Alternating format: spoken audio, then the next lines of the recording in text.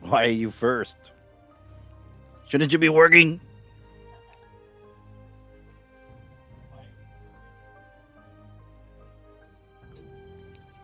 You're a busy lady. You should be working.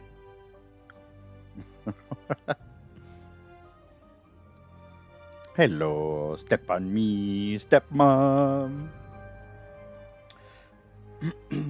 Because you're first. Your hands are busy. Wait a minute, how are you typing? How you doing today? You had a good day?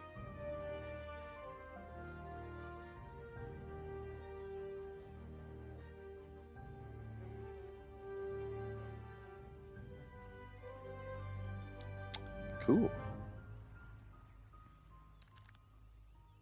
This is my brain break stuff. I play ridiculous games.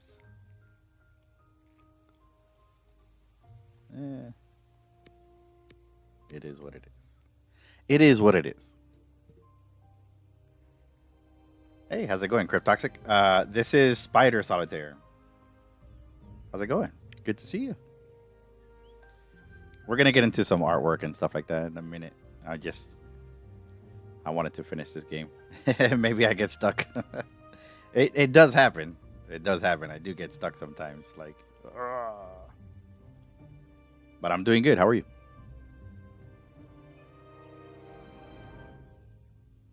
Oh yeah.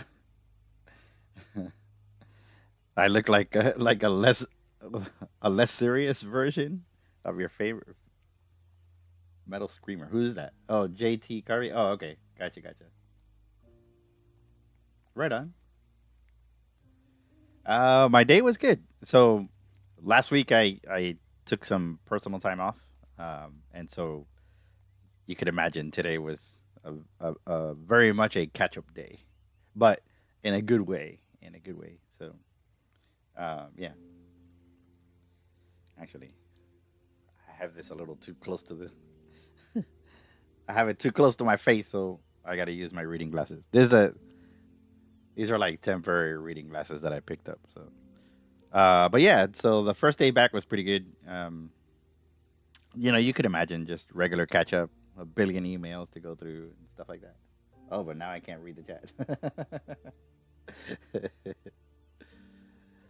Yeah, a little bit of catch up, a little bit of mustard. You know how that goes. And so I'm just playing a quick round of Spider Solitaire, see if I get stuck or not. More than likely I will. We'll see. Although lately I've had some pretty decent luck. So we'll see. And I'll probably refrain from looking at hints. Don't want any hints. I mean, of course, if you want to scream them out, that's fine. I'm not holding the gate open, you know what I mean? As they say, I'm not a gatekeeper, but I'll do my best to try to solve it on my own. All right, so we can move this one here, move that back, and one more time. See that's 3 moves. You want to have like the least amount of moves for the most amount of points. So I try to move like a big amount of cards with very little moves. Cheers, everyone. But yeah, today was good. I got to eat Panera, which is one of my favorite places to eat for lunch. Work was decent. I was able to, like I said, catch up with all my work, and so I'm happy. Not bad. I'll be working on my Ed, Edd and Eddy piece, so we can hopefully put in some time on that. I do have other commissions that I worked on, but obviously can't show them. So, but we'll do what we can. We'll go for about an hour. Hour plus. I mean, I just literally started a little while ago. So I don't know how how exciting or boring this is gonna be. Uh, but that's the plan. So I'm glad you guys are here. I'm glad you're hanging out. Feel free to just chill, relax, and join in. Join in on the fun, as they say. Oof, this is gonna be bad. Whenever you have, like, maybe I can get out of it. Whenever you have a lot of, yeah, see, there's a complete set. Whenever you have a lot of gray area, like, that's never good. That's never a good thing. But hey, we'll try, right? Like, that's all we can do. That's all we can do. Look at me, huge gamer here. I need a 6. The 6 is probably buried somewhere. Yeah, we could probably do that. See that? See those moves like that? 1, 2, like that. It's not really great. You know, it's not. I don't know. It's not good to do. Like, you want the move to matter, you know, to be like a big move. So, but you know, sometimes you gotta do stuff like this. So you never know. You never know. You just have to do weird stuff. See, like that. I kind of didn't like that move. But whatever. Slow, easy moves, I suppose. Can I put that? I don't want to lock it up.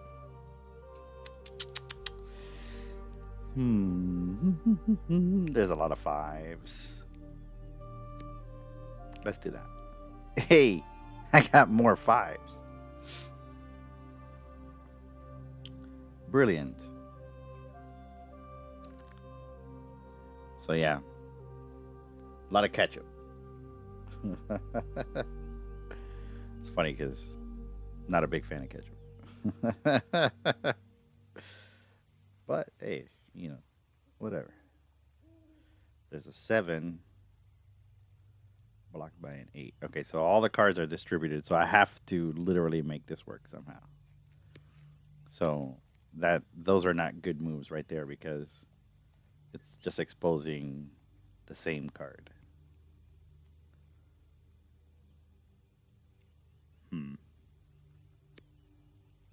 3. See, moves like this is not good. There's probably no more moves. I'm pretty sure. Pretty sure. Well, I could do that. Yeah. See, this is not good. Not good, my friends. I knew it. I knew it. Ugh. Oh, well. Now let's play one more. New deal. New deal. Yeah, I knew it was bad. Usually I play pretty good, and I don't have any major blockers, like, you know what I mean? But it's a matter of picking and choosing and doing the right stuff. Like, all the right moves. Because, of course, the game is designed to trip you up. So there's, like, hidden cards. Like, the cards that you need. They're back there. So,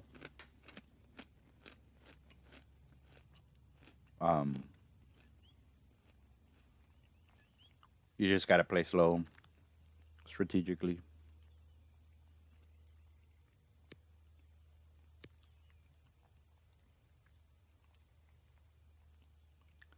smart about it.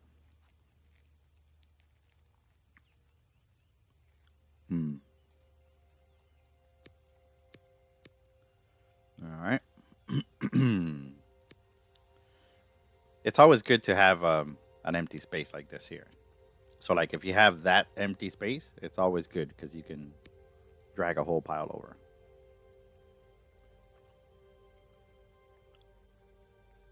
I'm pretty sure you guys have played this game. Like, I'm explaining it. How to play Spider Solitaire. Okay. So, I guess we can do that. We have 2 queens.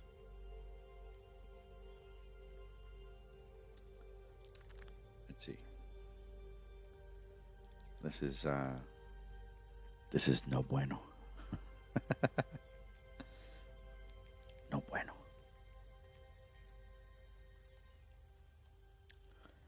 5. I need that 10 though.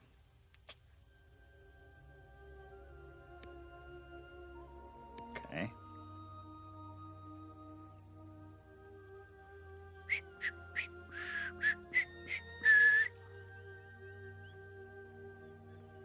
Cinco. 5. Yeah, see, that was not a good move. Not good. We gotta move some stuff around.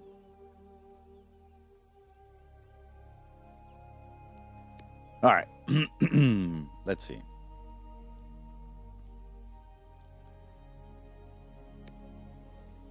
Another 5. It's like, we have plenty of those. So this might have to... That might have to work.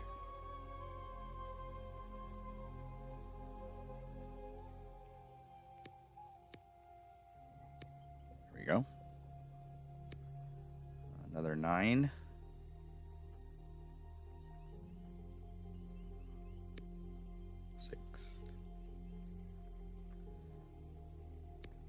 Hello, queen.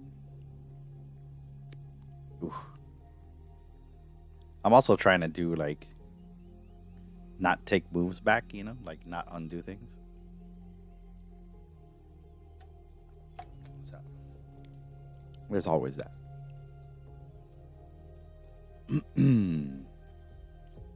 What's everybody having for dinner?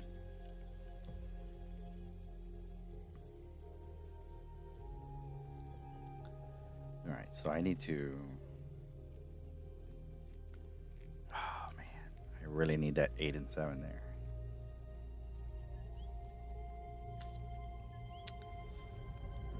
So we have to make sure that I don't have any open moves before I do that. We went for it. We did it anyways. There we go. All right, I'll accept that. Take that as well.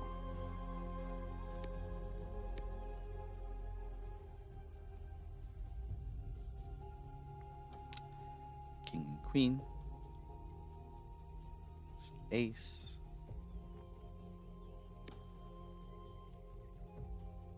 4, 5. We're definitely not making big money moves here, you know? It's just not happening. It's not happening at all. Do I want that? I suppose that's a good move, right? And then that can go there. Hey, look at that. 3.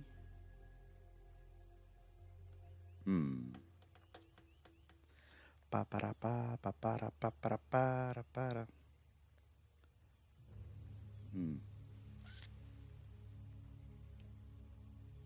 We're trapped.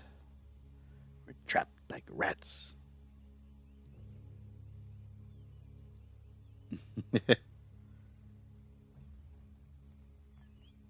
Hello. Oi, bruv. How you doing? Oh, you having pizza? You forgot to thaw the meat?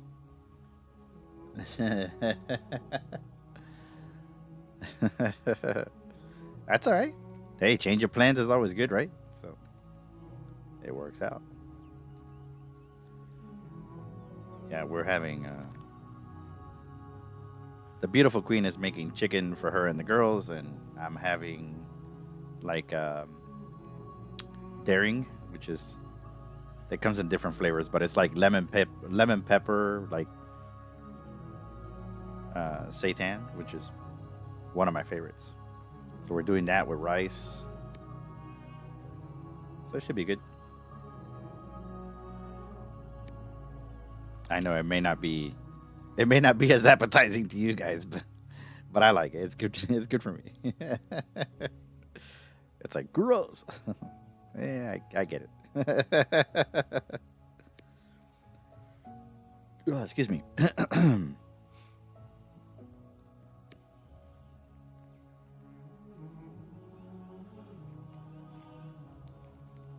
Oh yeah, the kiddo won't complain. I you know I kind of remember somebody either in junior high or high school that I knew that did not like pizza.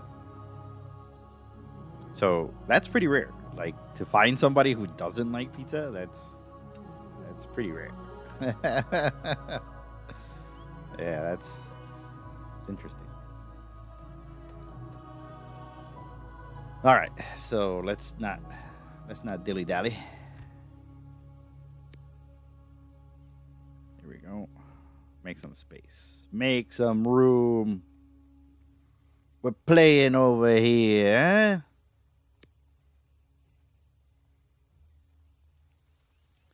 But yeah, if I remember correctly, there was somebody I knew who did not like pizza.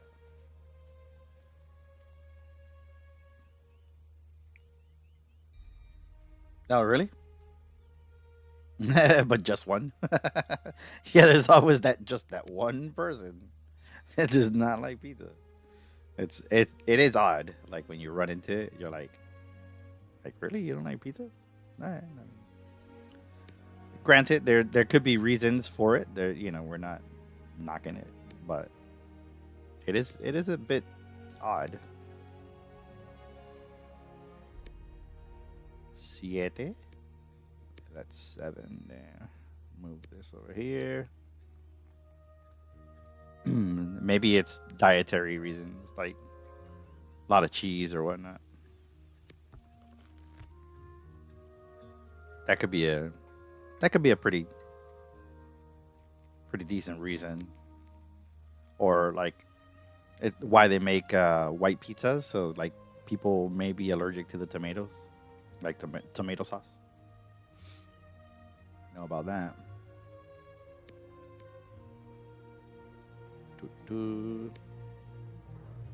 King.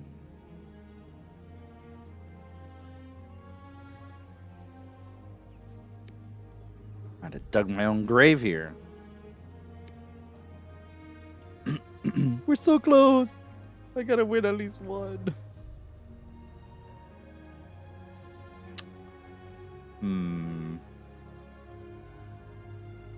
And I got a deal. So before we deal, let's make sure we have everything in place. That 2 has to go there. Here we go. King.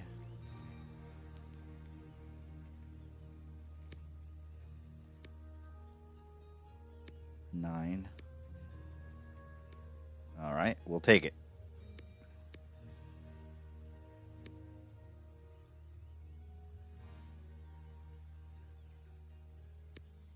Hi, man. This is the stack I wanted to get to because it has the most cards.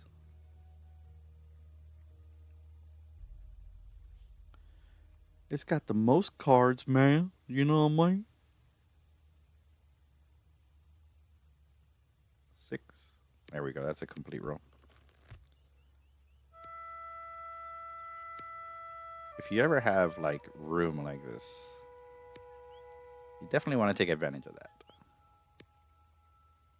That's an 8. Espérate un momento, por favor. I need to free up that 8.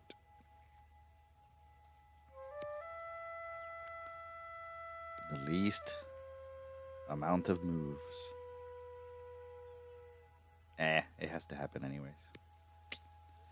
Dang it.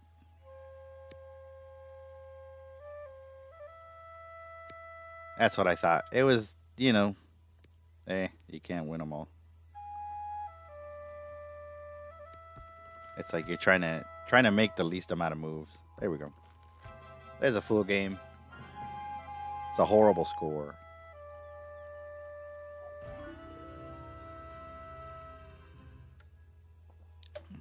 New deal, and then we'll get to it. Let's see. Let's get to drawing, man. There we go. I do have I do have a video we could watch.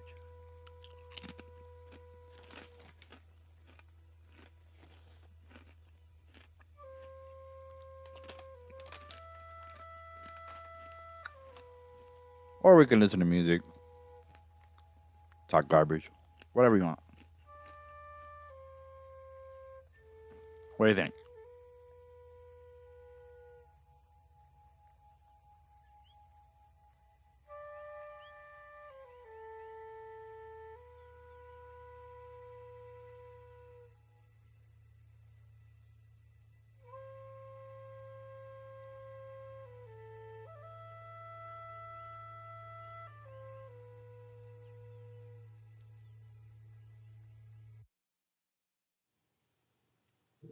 Let's switch it out. Let's switch it out. Let's check this out.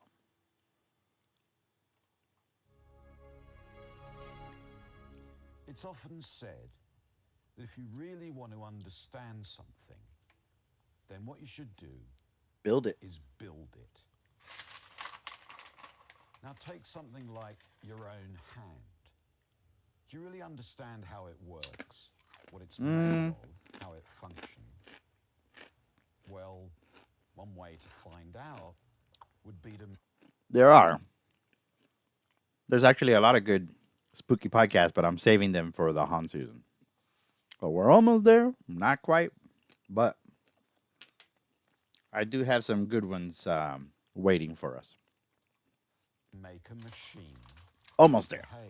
Not quite. Like that. For a very long time, that was an impossible dream. Yep. The idea that there could be machines that could behave exactly like our own bodies seemed entirely out of reach.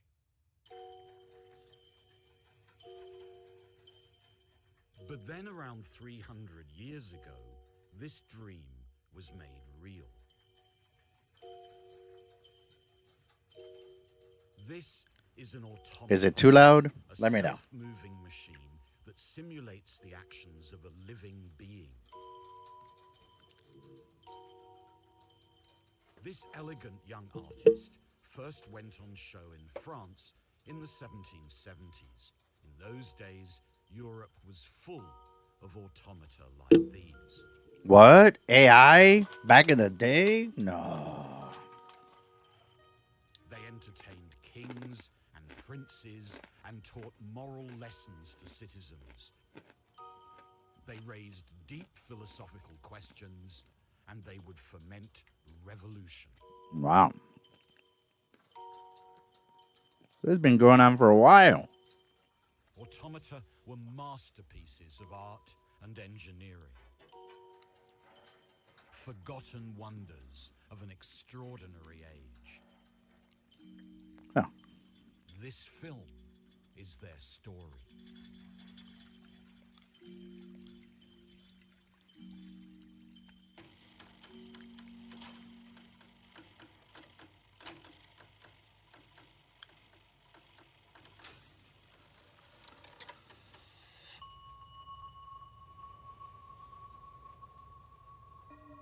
For a very long time, the construction of machines that could move like humans or animals seemed completely fantastical.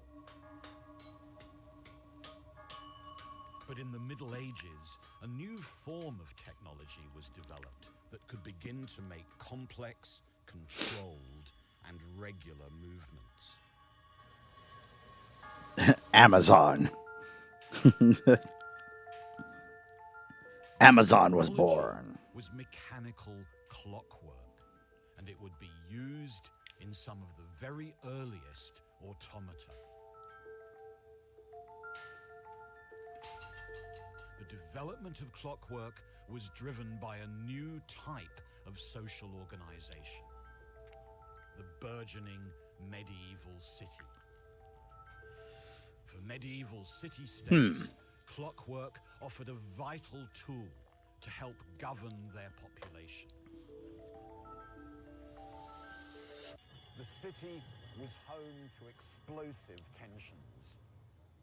The city air made people free, so it was said in the Middle Ages, and what that meant was a big urban problem. Masters and servants, traders and employees were at each other's throat. In the city, there was plague, and there was fire, and there was civil strife. Surprise, surprise. The aim was to find a technique that could turn the city into a place of good order and of ideal government.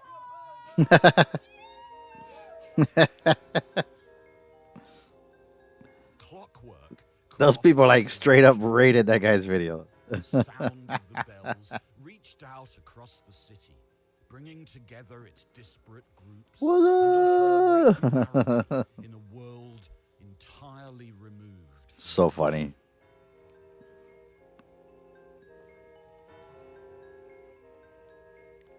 It's an influencer. Soon began building spectacular clocks to showcase their power.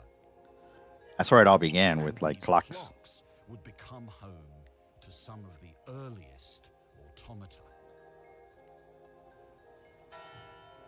These things are so cool, man. History Hit is an award-winning streaming platform What? built by history fans for history fans. Our goal is to bring you a Piece of clockwork technology. network. Oh, Logger has stood in Bern, now What? in Switzerland, and it's driven by an astonishing piece of clockwork technology.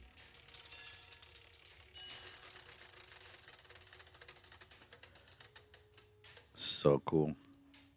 This is the machine at the heart of the Zeitglogger. Its beat, its to and fro movement, is the beat that drives the time system of the city. It's crazy, man. These complex gears, coiled ropes, and moving weights are a system designed more than 500 years ago, Jeez. and they're still working perfectly. It's unbelievable. Right at the top of the machine is a device which turns the energy of the weights into the system that marks the minutes and the hours. Almost as soon as such devices were built, their fluttering, their oscillation, their regular movement was compared with the movement of the human body. The analogy between clockwork and the body inspired the engineers of the Zeitglogger to experiment, Sure. to combine clocks with art, with sculpture, and with design. Clockwork could now be used to Whoopsie. bring machines to life.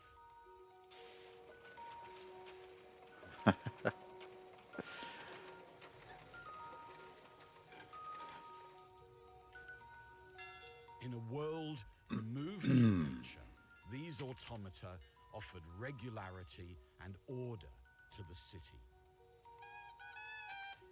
Here, a crowing rooster, the rural symbol of time, has been animated once more, transformed into a machine for the citizens to enjoy.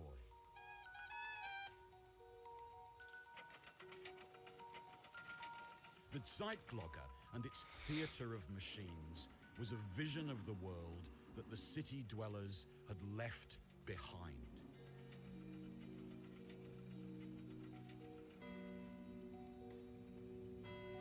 These machines and their show were designed to bring peace, order, and harmony to the city of Bern.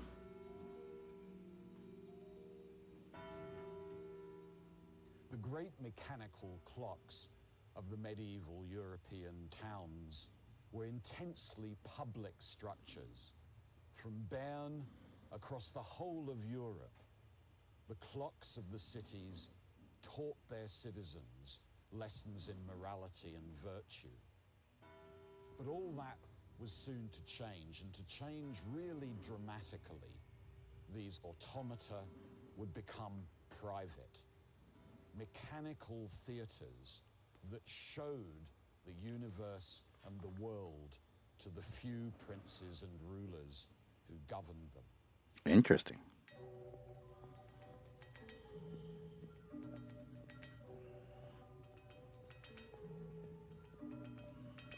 One of the largest and most spectacular of these new private automata was built in the 1740s in the rich and prosperous town of Salzburg in Austria. Austria. It's crazy how these things are still around, still working. For the Hellbrunn Palace, a fabulously extravagant summer retreat designed to satisfy the private pleasures of the ruling classes. This was a place of lavish excess. Its garden Lavish. with strange devices designed to entertain. I love the way this guy talks. But one machine surpassed them all in scale, ambition, and technical sophistication. The iPad. Automaton in the form of an entire working city. Oh, I was wrong.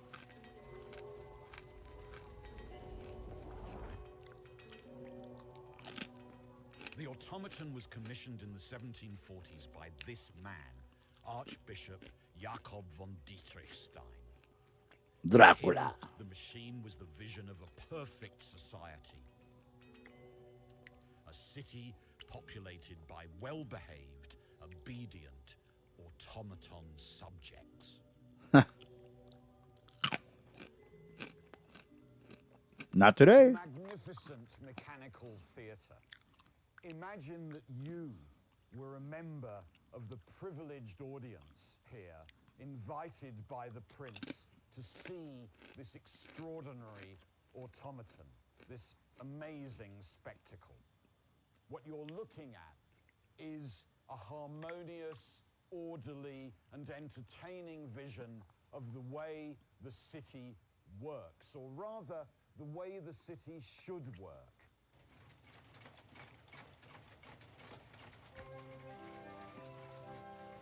That thing is crazy, man. Look at that. As the machine comes to life, almost 200 figurines begin to move. What? The city becomes a kind of vast mechanical opera.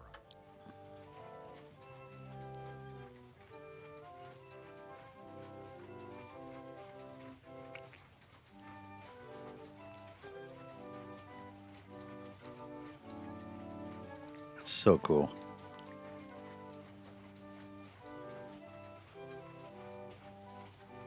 Beneath, water pressure turns a wheel that is connected via a series of gears to the entire machine.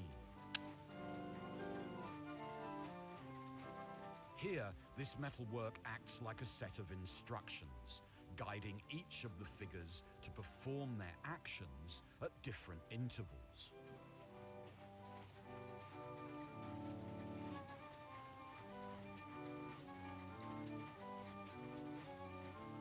Above the mechanism, the workers execute their tasks perfectly, mechanically, automatically. Meanwhile, an elegant and aristocratic audience keeps watch with the most minimal of movement. So wild. This must have been like groundbreaking. Prince's vision of a utopian society. Back then, that was like groundbreaking technology. But there's a darker side to this seductive spectacle. There always the is. machine that runs the theatre was designed and built by a salt miner, Lorenz Rosenegger. The salt miners generated the wealth on which the city relied and which funded this machine.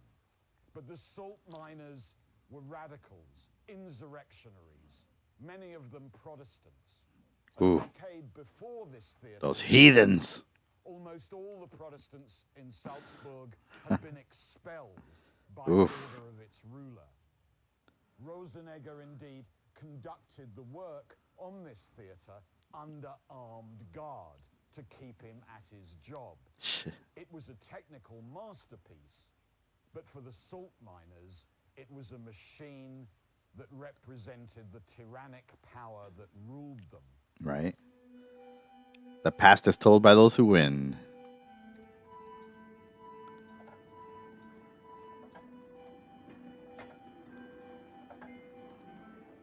The Hellbrunn Mechanical Theatre perfectly encapsulates the contradiction at the heart of all 18th century automata. This is wild, bro.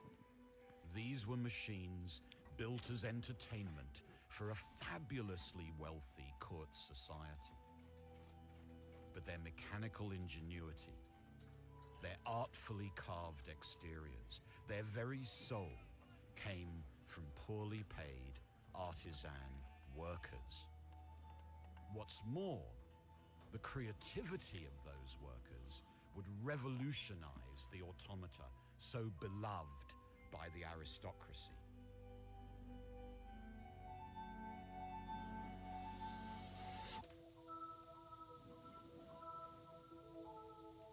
In the 18th century, artisans in the workshops of Europe began developing ingenious ways with which to miniaturize the components of clocks and watches.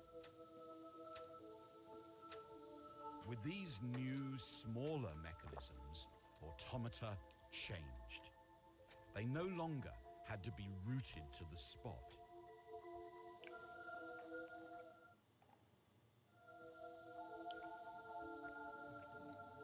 Thanks to the miniaturized components, automata could now simulate new kinds of movements and even make complex and naturalistic sounds.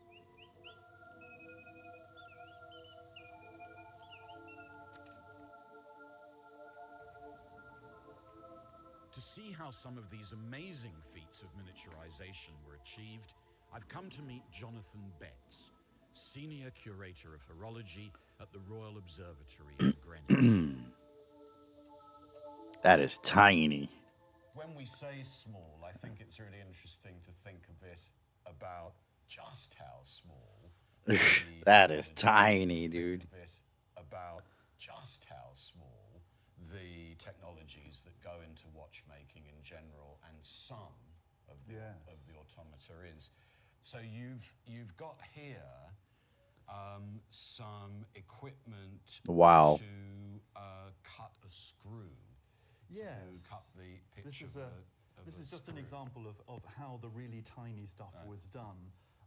Maybe it would be clearer if we start with how it's done Yeah. on a scale we can see more easily. I mean, in the 18th century, screws were basically made by forcing a plain steel rod into this thing called a screw plate.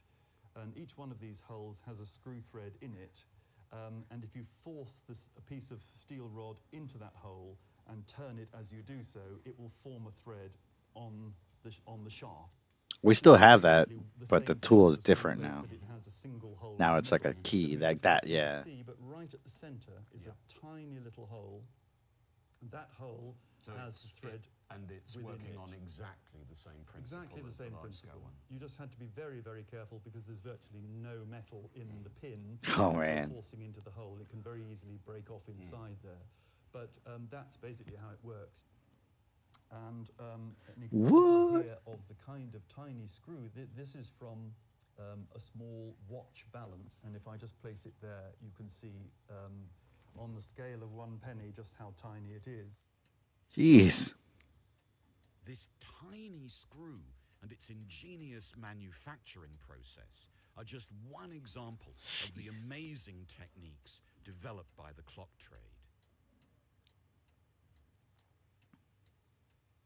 There is a tendency for people to forget that every single one of these things has to be made by someone. They don't sort of By hand. grow organically.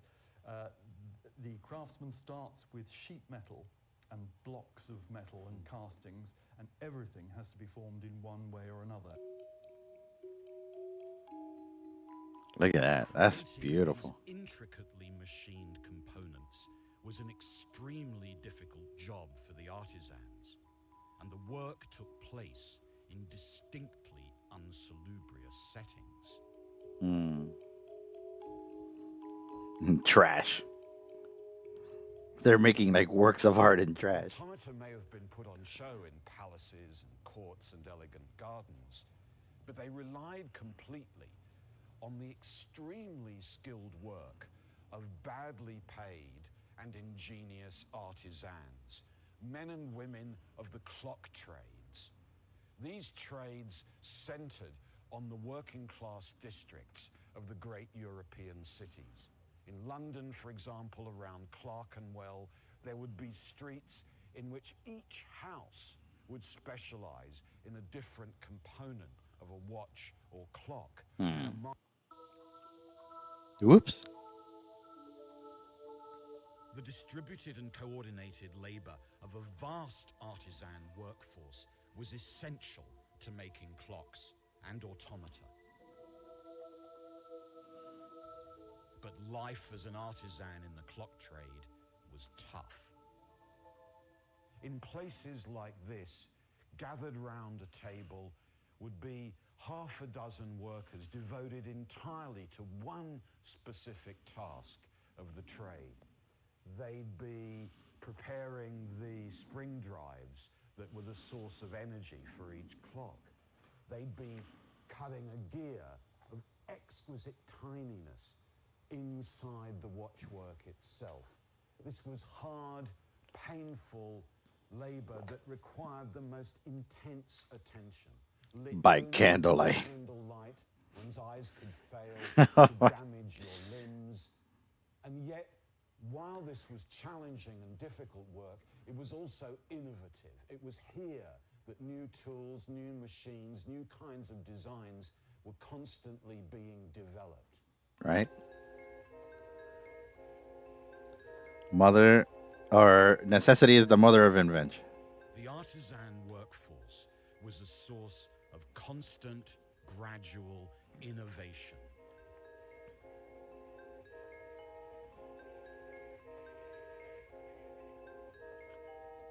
What had once needed an entire clock tower could now be made to fit snugly into the palm of one hand.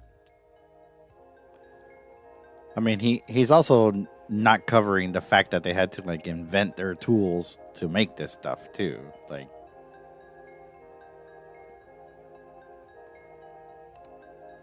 those are amazing.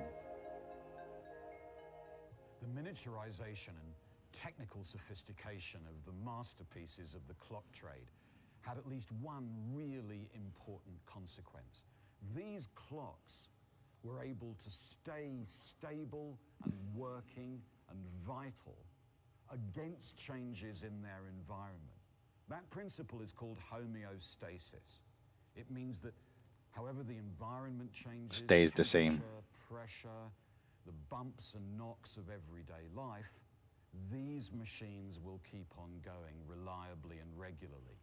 Now, homeostasis is so important that for some scientists, that was the definition of life itself. And so with these techniques provided by the clock trades, a huge breakthrough was possible in the design of automata.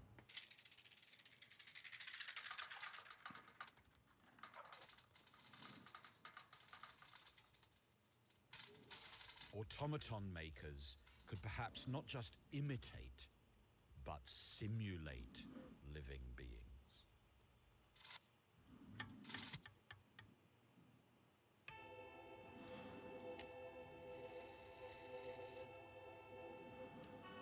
One man We're doing that right now with AI. began to pioneer the simulation of living things. His name was Jacques de Vaucanson, and he succeeded in building some of the most beautiful and complex clockwork beings of the era. Vaucanson was convinced that there was no significant difference between humans and machines. Huh. He Even spent back his then. nights attending anatomy classes, studying in extreme and gory detail the way the body worked. Ooh, sorry about that. Looking closely at human anatomy, Vaucanson hoped that he could reconstitute it using clockwork. His ideas were part of a novel way of thinking about the human body that began to emerge in the 18th century. Vaucanson's contemporaries began to see that the way in which the human body works is essentially automatic. Automatic is Hopefully that wasn't too gross. in the Sorry way about they that. describe what humans do. So here's a writer in the 1740s, a friend of Vaucanson. He asks, doesn't your body leap back in terror when you come upon an unexpected precipice? Don't your eyelids close automatically at the threat of a blow? Don't your lungs automatically work, he says, continually like a bellows? And it was exactly those ideas that Vaucanson would use to engineer a machine Makes to sense. simulate life itself.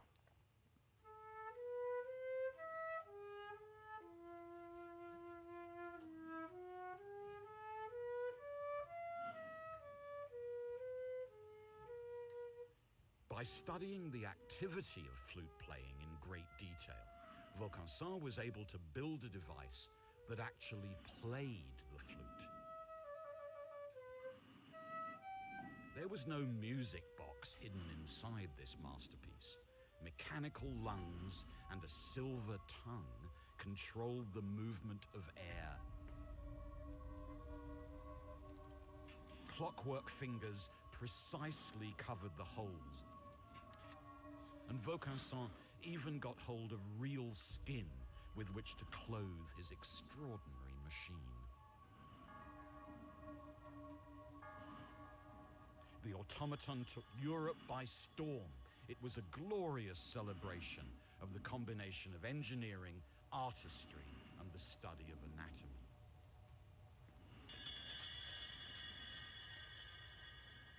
Unfortunately, Vaucanson's flute player does not survive.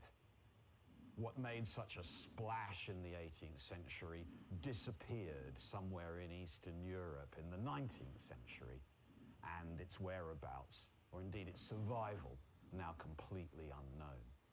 But at the time, this machine inspired a whole generation to ask about whether there's any difference at all between mere machines and living beings.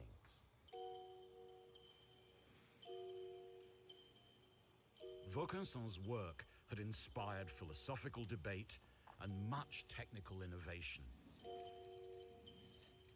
But for all his visionary ideas, his success was based on the mastery of one seemingly simple mechanical device.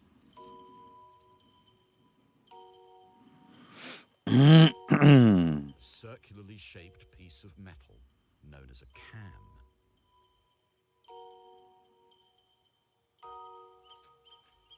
The beauty of the cam lies in its versatility.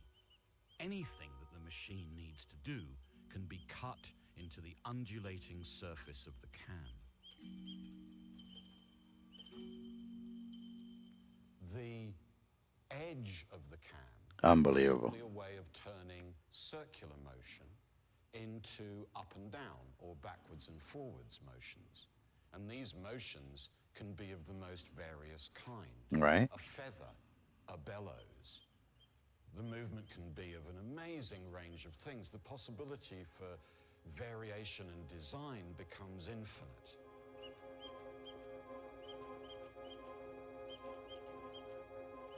That's so wild. As a kind of mechanical memory for a machine. The more detailed and intricate the edge of the cam, the more complex the actions it can store.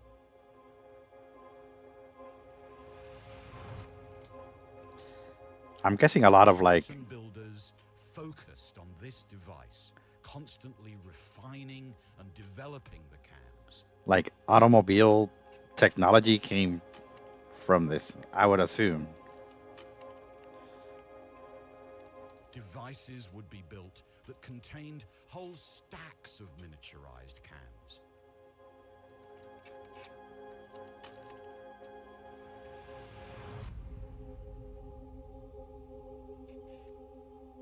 Oh man, the eyes move.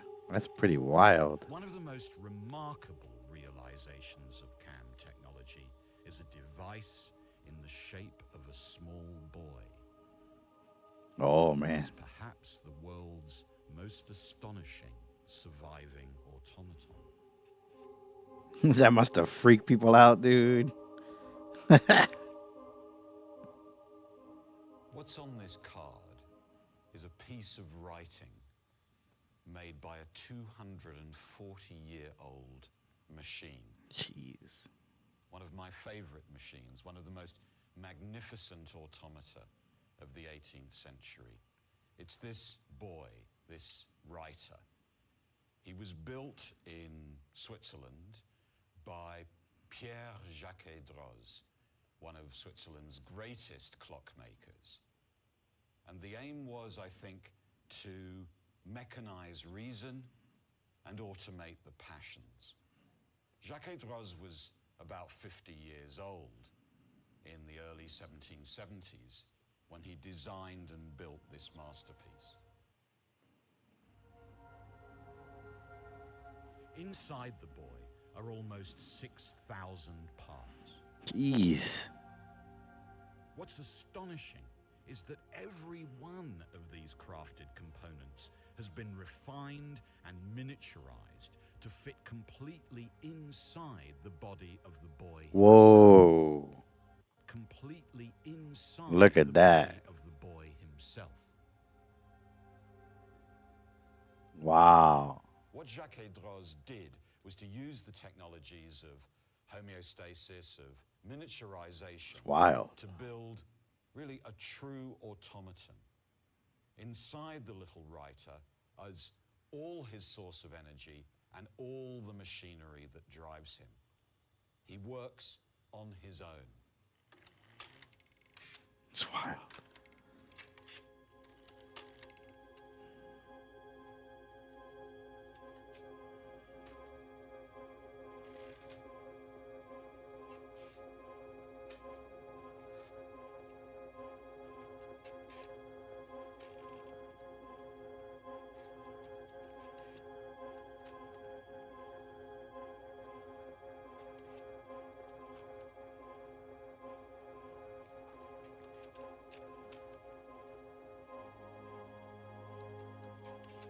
At his core is a great stack of cams.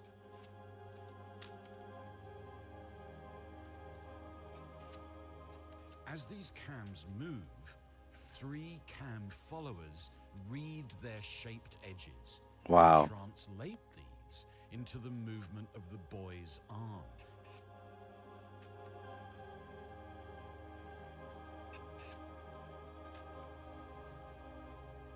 Working together, the cams control every stroke of the quill pen and exactly how much pressure is applied to the paper. Wow. So as to achieve beautiful, elegant, and fluid writing. Wow.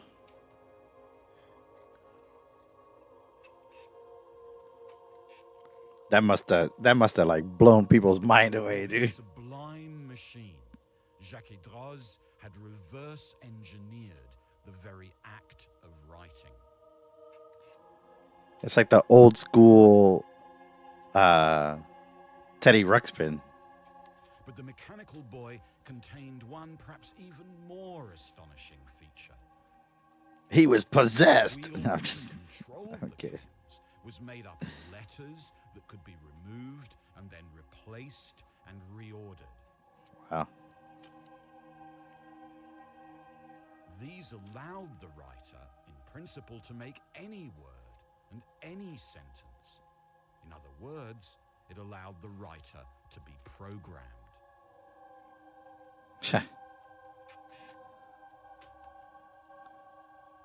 This beautiful boy is thus a distant ancestor of the modern programmable computer. There you go.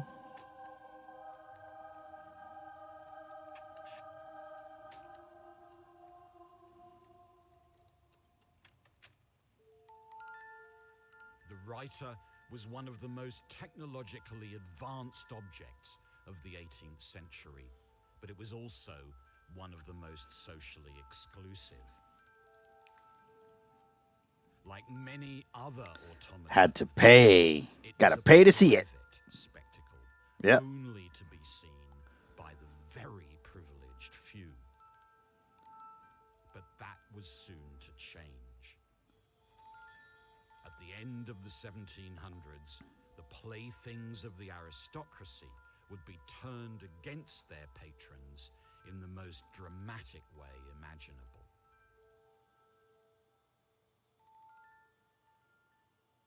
Late 18th century automata were pricey, expensive. They were for posh people, for well-heeled gentry, for aristocrats, courtiers, monarchs. When Jacques Droz brought his machines to Paris, he made sure that only the extremely wealthy could see them by charging ludicrously inflated prices and then proclaiming that no servant would be allowed in to see the show. The courtiers and the automata that fascinated them began to resemble each other too closely, because the resemblance was spotted by radicals, republicans, and revolutionaries, and they exploited it mercilessly. Uh-oh. A science fiction novel written in the 1770s to attack the aristocratic regime described courtiers as bodies without souls, covered in lace. Automata that might look like humans, but weren't.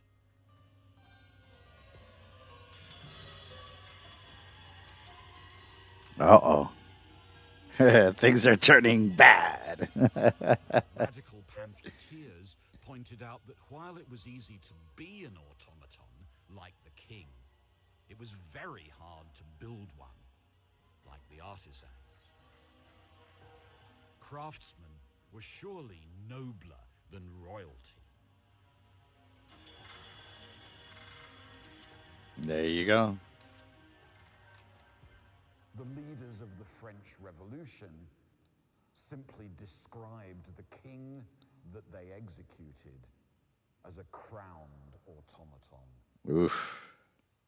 By describing monarchy as that kind of automatic machine, it became possible to destroy it. Revolution. The machinery of life and death helped inspire the protagonists of the French Revolution.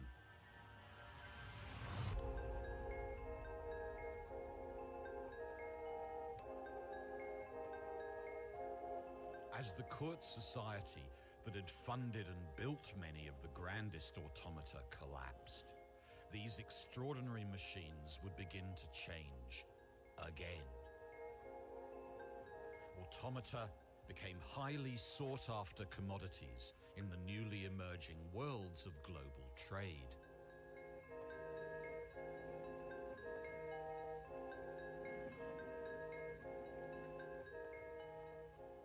The late 18th century was a period of dramatic crisis. European society, economics, politics were completely transformed. The old world of court society, with its princes and its prelates, gave way to a new, expansive world. The New World Order. And global networks. Into the European sphere erupted new kinds of peoples, aliens, exotic, Aliens. foreign. And European machinery changed too. The automata would soon take on the appearance of these strangers. Automata would become foreign and exotic beings.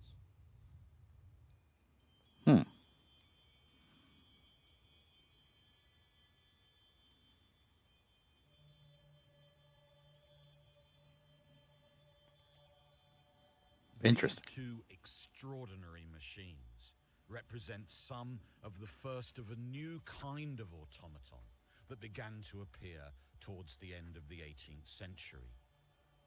It's likely that they were made for the great London dealer, entrepreneur, and automaton salesman James Cox, sometime towards the end of the 1700s. And they were made specifically to be exported to China. At the very end of the 18th century, Europeans were desperately trying to find anything they could sell to the rich and powerful Chinese. James Cox soon realized that while the Chinese were deeply uninterested in most of the trinkets that the West produced, the one thing they did desire was automata.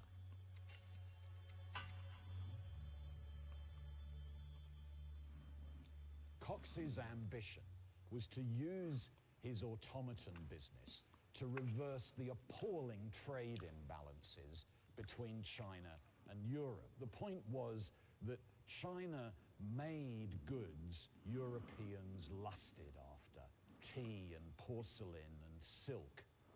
And the Chinese didn't seem to want anything that Europe That guy was like, produced. China. And this was the exception. Cox openly boasted in London that by manufacturing and then exporting clocks like these, he could make, as he put it, Asian luxury serve the arts of Europe and at last win cash for the really cash-strapped European trades. They was broke. With the Chinese buying up automata in large quantities, London workshops and showrooms expanded and flourished. As money poured in from the East, lavish exhibitions attended by fashionable London residents were held to help promote and sell these new and highly exclusive commodities. Well,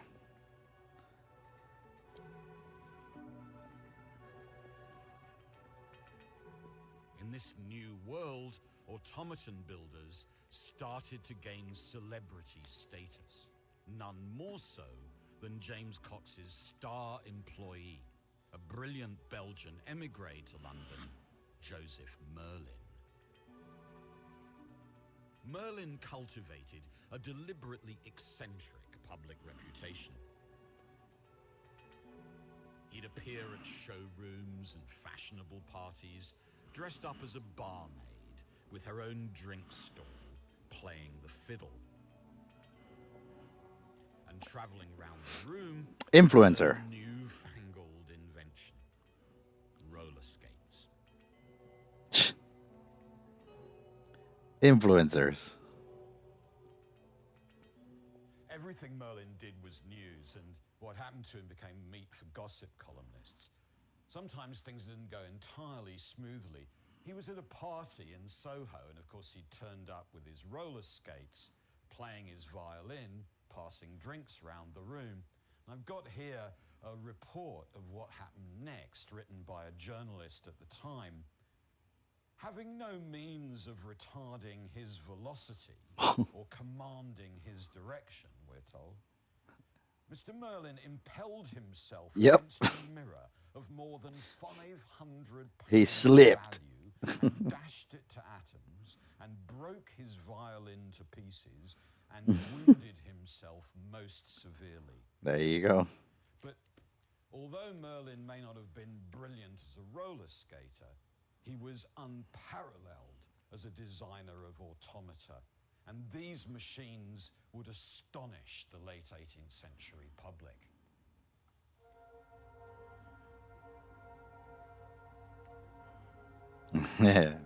He was trying to Merlin's stunt. masterpiece was a fabulous swan made entirely of Wow.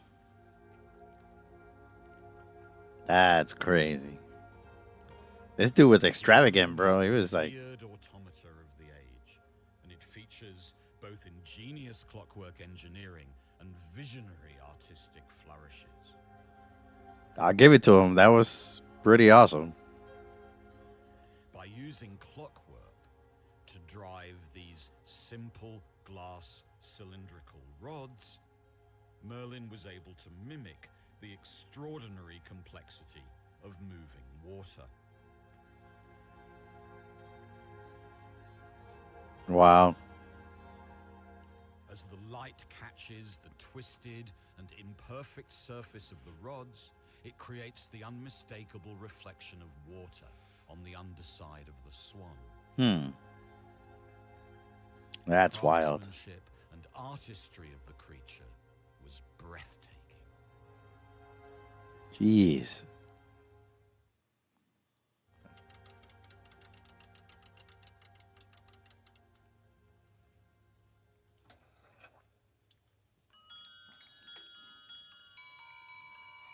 Wow.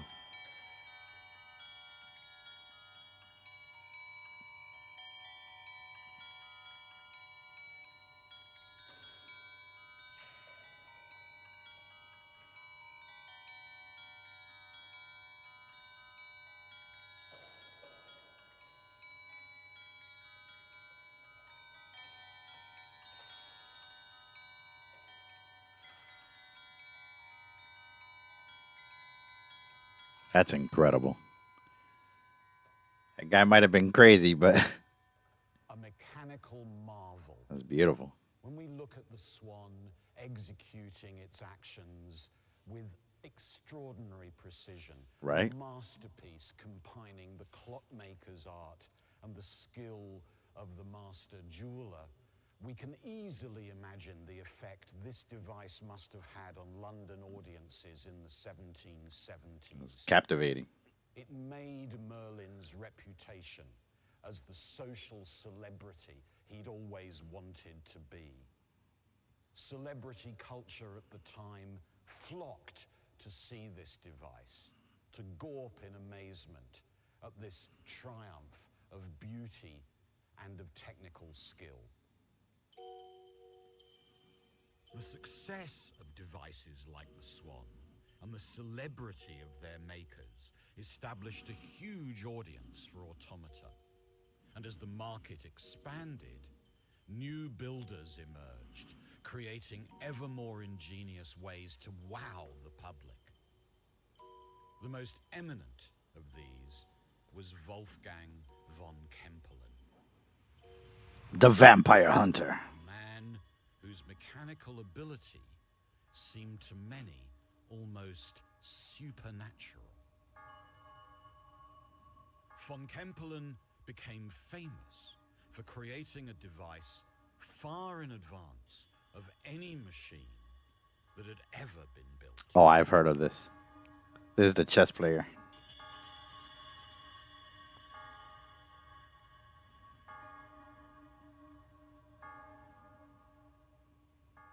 This is one of the masterpieces of late 18th century engineering.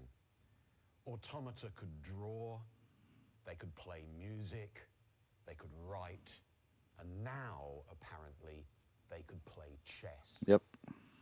Imagine you were in a showroom in London's West End in 1784. This is what you would see. You'd be shown in to a darkened chamber lit by candles, and on stage in front of you, a machine in the shape of an Oriental, a Turk with his cushion, his pipe, and in front of him, a chessboard. The chessboard sits on top of this large cabinet, and inside, marvels of 18th century gearing and wheelwork. The master of ceremonies shows you how elegant and splendid this machinery is. And then he closes the doors.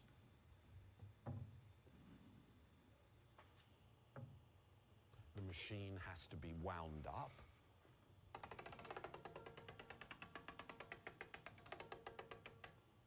And his pipe and his cushion removed. And now the Turk is ready to play chess.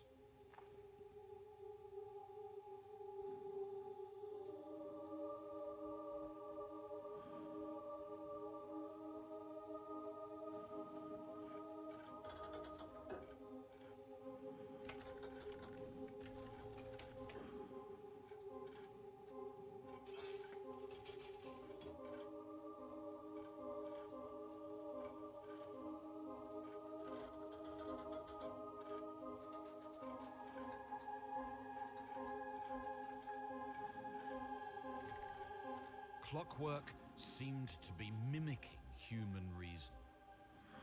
One of the great hopes of the age had finally been realized. At last, the mind could be simulated by clockwork engineering.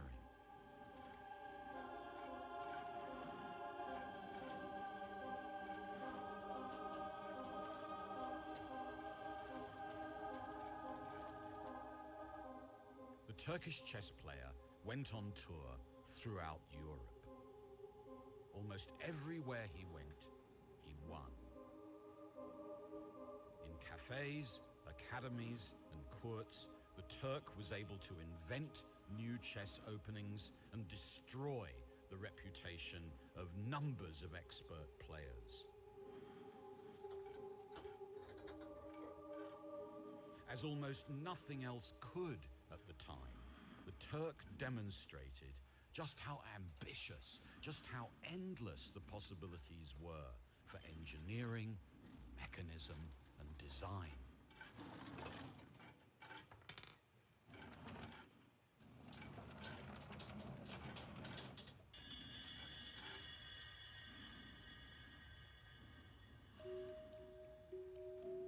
But this amazing machine would do much more than merely entertain. It would inspire one of the most important inventions of the Industrial Revolution.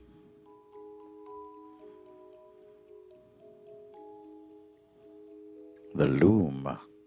In the middle of the 1780s, a group of wealthy English gentlemen met together for dinner. And at their dinner party, they discussed one of the really major problems of the British textile trades. The problem was, could the process of weaving, one of the most complicated activities in industry, could there be a machine that could do something like that? Well, one of the guys at dinner had seen the Turkish chess player down in London, and he'd been completely amazed by what this machine could do. He reckoned that if there was a machine so ingenious that it could play chess, surely it would be possible to design a machine that could weave cloth.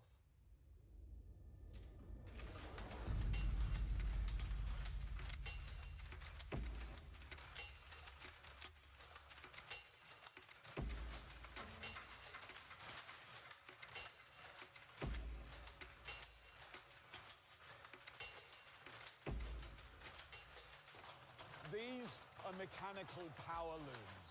What used to be done by hand, weaving, is now done by automatic machinery. The men who first designed machines like this have been inspired by the Turkish chess player.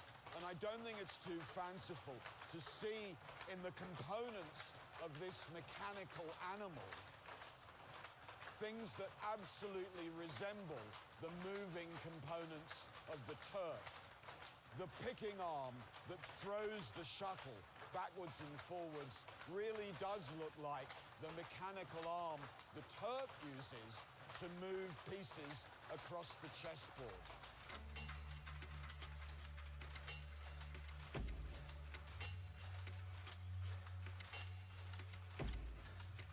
Once upon a time, automata had been there for entertainment. And now, a range of automatic machines like this would revolutionize the world.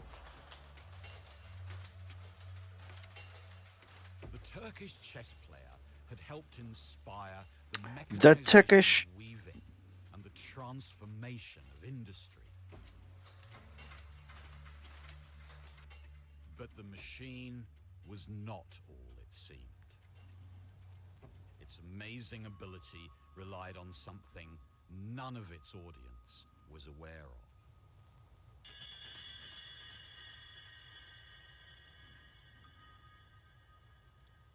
In the end, There was somebody in it. was revealed. As you can see, I'm sitting here inside Yep. the Turk. Despite appearances, there was more than enough room inside the cabinet for a fully grown human being to sit in some comfort. From inside, the operator could guide the Turk's arm, picking up and moving pieces at will. Yep. And they could follow the course of the game by looking up from underneath at the chessboard on top of the cabinet. So the Turk was an experiment about confidence. Instead of being a magnificent automaton, it was in fact a magnificently arranged device in which a human pretended to be a machine that was pretending to be a human. A vision of the fluidity, the ambiguity that characterized the boundary between humanity and technology, between people and machine. Yep.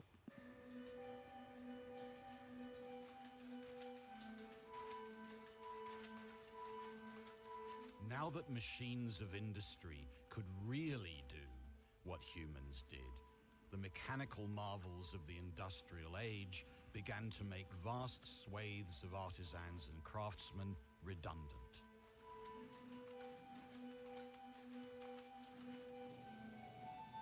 Having finally succeeded in building devices that could mimic the actions of the human body, the artisans had unwittingly created machines that would now be used to replace them.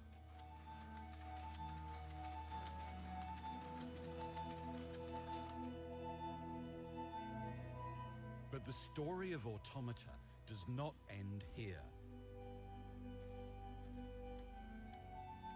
This is the draftsman. It is a stunning example of what is perhaps automata's greatest legacy: the ability to store memory and then reactivate it at will. All the information to recreate this intricate picture is held in a complex stack of cams that guides the movements of the pencil. This idea of storing information in the changing surface of a disk would, amongst other things, inspire the birth of the technology of recorded sound.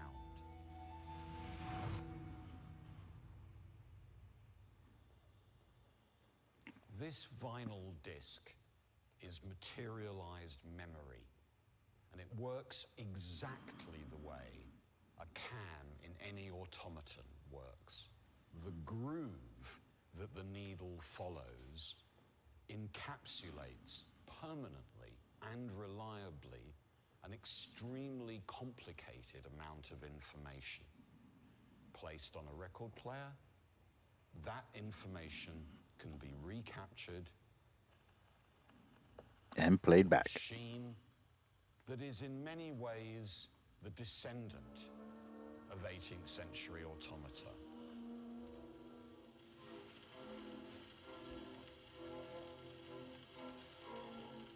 Recording technology doesn't just capture sound, it also tries to bring it back to life. We live in a world of technologies that try to achieve this.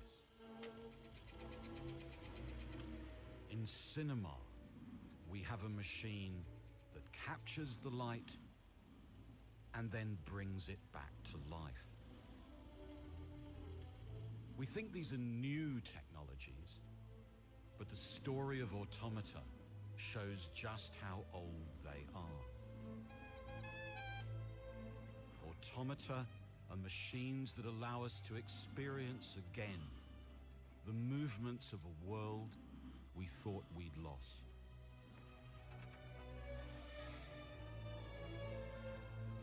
They were built by people who dreamt of a new relation, a better relation between humanity and technology. Right on. That's pretty cool. I dig it. I dig that. That was pretty cool.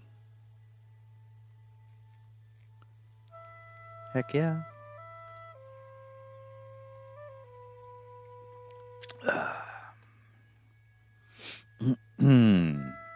That was pretty cool. Hopefully you guys enjoyed that. If not, you can catch the replay. You can definitely check that out. So this is I know it might be driving like other artists crazy because I'm laying down lines and erasing them, but for this particular piece I want to have like a certain style, right? So like Ed, Edd and Eddy, you know, have this particular style and anime or animation when it came out. Excuse me. And so I'm using like this rubber stamp style, you know, where the lines are created with a pencil pen or I should say a brush, a pencil brush in the software, and then I'm using the eraser to kind of create fine lines and stuff like that within the line art that I'm doing. So it kind of gives it like this interesting stamp effect, and so that's kind of what I wanted to do for this particular Ed and Eddy piece. So yeah, that's what I'm doing. So when this cartoon came out, my son was real young, and you know we loved watching this cartoon. It was one of our favorites, and so yeah, I wanted to do something neat with it and just kind of have it exist, you know, amongst my category of artwork. I do create a lot of artwork for myself, like, you know, bot-10 art, original artwork, what I call original artwork. But I also do a lot of fan art and stuff like that. So, like, it's all the things that I enjoy, you know, not necessarily like trying to capture a market or trying to sell art pieces to a particular group of people. I'm not trying to do that. I'm trying to just create artwork that I enjoy. You know, something cool that I can just, you know, give to my son later on that he can hang up on the wall and just kind of, you know, remember our time watching it together. And so I'm sure it'll definitely resonate with other Ed, and Eddy fans. And so, yeah, the print will be available on my site once I complete it. And so, you know, it's a matter of like creating artwork I like. And so hopefully you guys like it too. And you enjoyed just, you know, watching me do all of this stuff as we learned about automatons. So, little robots that did funky stuff.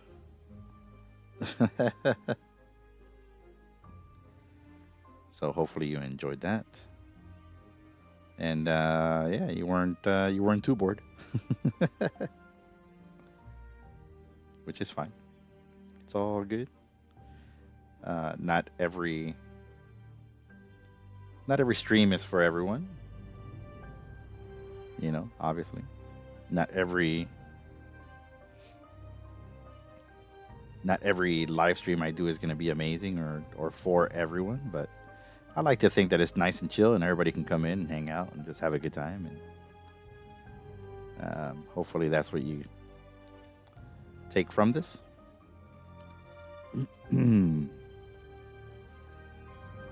Because, yeah, I enjoy having you all here.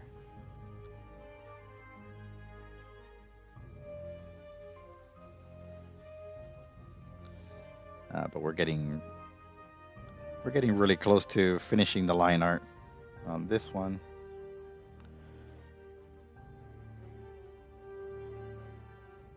And maybe next time I stream, we can start doing some color. But yeah, got a few more lines to go, and then we'll be done for the night. But that's my Ed, Edd and Eddy piece. They're all sleeping on a tree. I was gonna add plank, but then I decided against it. I'll probably add some funny things here and there.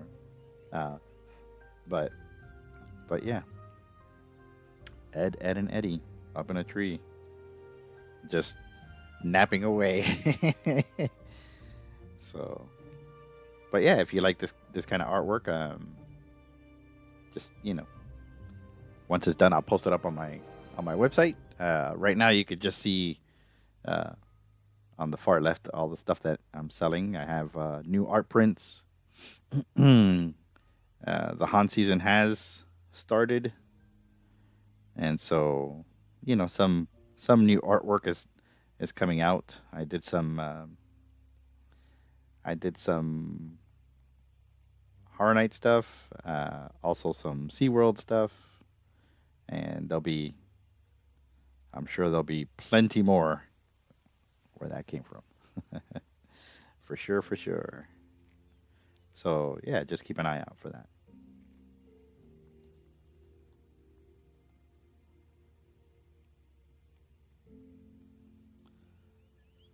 Ed, Edd and Eddy.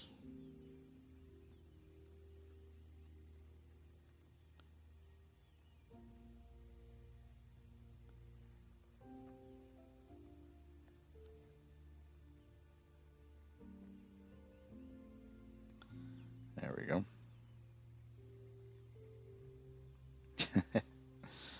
Oh, that's funny. Sweet. Merge.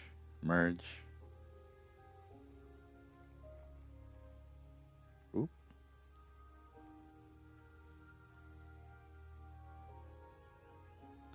And lock it. Sweet. Well, that's it. I like chickens, Eddie. Right? That's so funny. Dude, that cartoon was amazing. But yeah, that's pretty much it for me tonight. Thanks for hanging out. Thanks for being here and checking out the automata. It is basically like ingenious mechanical items from the past that made a lot of money. So we checked that out. We also saw me do all the inking for the Ed, Edd and Eddy piece.